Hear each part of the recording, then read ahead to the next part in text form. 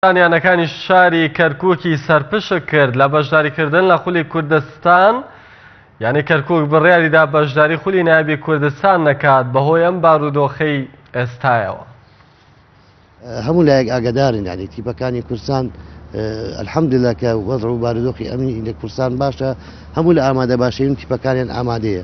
بۆیە ئێمە چەند ڕۆژێکە لەگەڵ یەکێتی تۆپی کوردستان بە سوپاسەوە داوامالیان کرد کە ئەمساڵ یانەکانی کەرکووک سەر بکرێت لە بەشداریکردن، بەڵام لە شوێنی خۆیان ببینەوە، ینی کە یانی گازی باکوورە یانی وەرشی کەرکووکە ناتوانن بەشداری بکەن لە خولی ئەم ساڵی یانەکانی کوردستان. ناشکرێت لەبەر خاتریانەیەک تۆ خولی کوردستان ڕابگیرێت.